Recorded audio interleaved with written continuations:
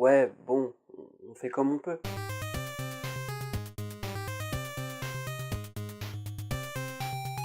Salut à toutes et à tous et bienvenue pour ce nouveau coin comics où nous allons parler de Wolverine Punisher, le Sanctuaire du Mal, dispo dans la collection kiosque Marvel Bestseller, issu de la collection 100% Marvel. Je te préviens, si tu cherches un scénario complexe sur la relation entre Wolverine et Punisher, je t'arrête tout de suite, c'est pas sur ce comics là qu'il faut que tu ailles. Là, c'est de l'action bourrin, un peu comme ce que tu pouvais avoir dans le cinéma d'action des années 80.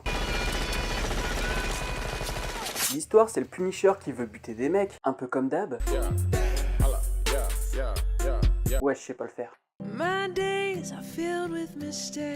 Et il perd la trace de Napoléon pour finalement le retrouver 10 ans plus tard, totalement par hasard. Enfin, par hasard, pas totalement, hein, vu que c'était un piège de Napoléon. Et pas Napoléon, Napoléon Bonaparte, hein, juste un mec qui a décidé qu'il allait prendre le pseudo de Napoléon. Du coup, notre anti-héros tombe en pleine jungle et tombe sur Wolverine qui lui veut envoyer un mec au tribunal, contrairement au Punisher qui lui veut le buter. Du coup, les deux sont pas d'accord et ça se bagarre. Mais finalement, ils vont devoir faire équipe, parce que ce petit village de criminels veut à tout prix les éliminer. Comme je l'ai déjà dit, c'est pas du tout un scénario élaboré, on a des méchants, on a des gentils, et on a même la femme fatale qui veut retrouver sa vie d'antan. Basique. Mais dans l'ensemble, c'est sympa, on passe un bon moment, et puis l'introduction, elle dure pas des plombs quoi. Juste un bémol. Quand t'as un mutant au crâne d'adamantium en face de toi, je suis pas vraiment sûr que tu puisses lui planter une flèche dans la tête. Sauf si la pointe est en adamantium. Sauf que ça, c'est pas du tout précisé, hein, donc voilà.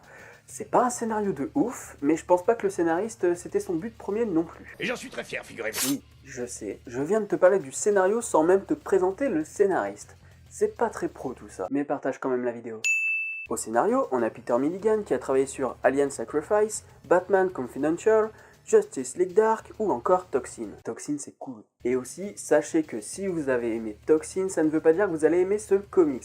Parce que Wolverine Punisher, t'as l'impression que c'est une mini-série de remplissage. Bon, t'as compris, on s'en fout un peu du scénario, c'est pas un incontournable, mais pour les néophytes, comme c'est une saga complète et indépendante, et ben c'est un bon moyen de commencer. Et côté dessin, on a qui? Lee Weeks, qui a travaillé sur Civil War Frontline, Secret Invasion, Who Do You Trust, Superman, Lois et Clark, ou encore Predator vs Magnus, Robot Fighter. Le dessin est dans quelque chose d'assez classique, il n'y a rien d'extravagant, les scènes d'action sont pas spectaculaires, voilà, c'est du dessin sobre. Mais, parce que oui, il y a un mais, il y a quelques cases qui ont du style, comme Wolverine qui se fait mitrailler le corps. Mais aussi un travail assez intéressant sur les ombres des corps pour retranscrire le dépit du personnage ou autre. Et les traits du visage sont bruts, on sent que Wolverine, Castle et les criminels ont vraiment du vécu. T'as même l'impression de voir Michel Houellebecq à un moment, je te jure. J'ai essayé de les dissuader au dernier moment, j'ai dit tu crois que c'est bien utile, tout ça. En tout cas, te fie pas à la couverture de Mike Deodato, t'auras pas ça une seule fois à l'intérieur. Alors qu'est-ce qu'il faut en retenir? Si tu aimes Wolverine et le Punisher, les films et comics d'action dans la jungle, et du bourrin sans prise de tête évidemment, ce comics est fait pour toi, mais il y a quand même beaucoup mieux. Voilà, j'espère vous avoir aidé dans vos choix de lecture, n'hésitez pas à commenter, liker et partager la vidéo.